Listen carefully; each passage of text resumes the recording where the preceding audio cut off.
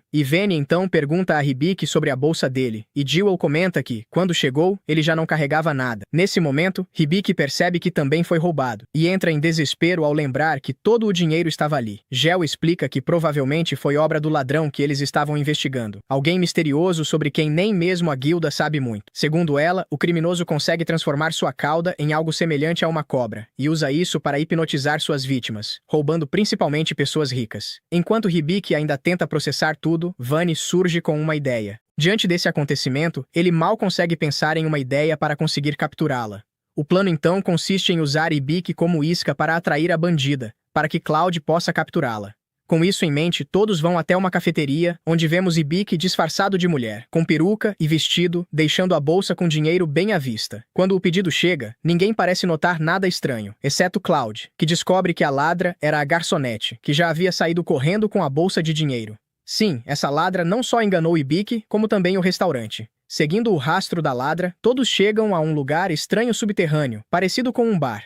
Para evitar conflitos, a encapuzada reaparece e, dessa vez, eles a veem e decidem segui-la, achando que ela é a ladra. Hibiki rapidamente decide avaliá-la, e então é revelado que se trata da senhorita Fauna, uma bandida mulher fera muito procurada, conhecida por sua habilidade de transformar a cauda. Sem saída, a garota revela sua identidade e zomba deles, dizendo que, mesmo que tenham tentado pegá-la com aquela carteira de isca, isso não adiantou de nada, pois ela roubou a verdadeira. Hibiki então revira todos os bolsos e percebe que está sem dinheiro. Ele pergunta se ela já tinha planejado tudo e Fauna apenas ri, dizendo que aquilo também fazia parte da armadilha. Em seguida, ela se despede. Justo antes de Hibiki ser esmagado por barris, Cloud o empurra para fora dos escombros e pede que ele vá atrás de Fauna. Hibiki atende e sai correndo atrás da semi-humana, enquanto Cloud lida com os barris, mas acaba sendo capturado. Fauna zomba dele, dizendo que não acredita que alguém caiu em uma armadilha tão óbvia. Ao vê-lo pendurado, percebe que ele usa uma peruca e que na verdade é um garoto. Ela se aproxima e pergunta por que ele está vestido assim. Nosso grandalhão maquiado responde que estava tentando capturá-la e que ouviu dizer que ela atacava pessoas ricas. Fauna então questiona o que isso tem a ver com se vestir de mulher, mas Hibiki não sabe responder. Fauna levanta o vestido dele, confirma que ele é bastante adorável e então propõe um acordo. Ela aceita ajudá-lo com a condição de que ele avalie algo para ela. Hibiki aceita sem problemas, e assim vemos os dois no mesmo bar.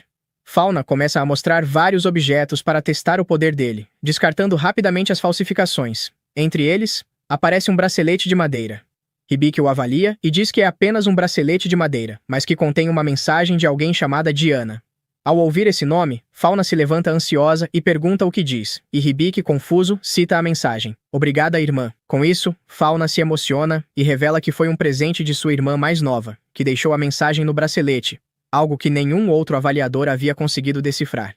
Após isso, Hibiki pergunta se sua irmã sabia que ela era uma ladra, e Fauna conta que ela morreu durante uma batalha em sua terra natal. Em seguida, ela aconselha Hibiki a valorizar seu lar, pois, se o perder, nunca poderá recuperá-lo. Dito isso, ela devolve o dinheiro e, antes de ir embora, lhe dá um beijo na bochecha, esperando que se encontrem novamente. Depois, comentam que ouviram um rumor no guild da capital sobre um novo grupo que está subindo de nível muito rápido, chamado Mata-Cadáveres, enviados pelo rei. Cloud pensa que são como zumbis, enquanto Balls diz que eles estão vindo do oeste para o leste, o que significa que eventualmente passarão pela vila deles. Mais tarde, à noite, no quarto, Hibiki comenta que sente que aprendeu coisas novas naquele dia. Cloud diz que ele sempre aprenderá enquanto estiver viajando, e Hibiki, empolgado, diz que quer conhecer muitas pessoas, inclusive um sábio. O lobinho então menciona que os únicos sábios ativos são os dos Três Mundos, que governaram por mais de 500 anos. Cloud pergunta por que ele quer conhecê-los, e Hibiki responde que quer voltar ao seu mundo, o que deixa Cloud e Lilian tristes. Mesmo assim, Cloud promete protegê-lo até esse dia chegar.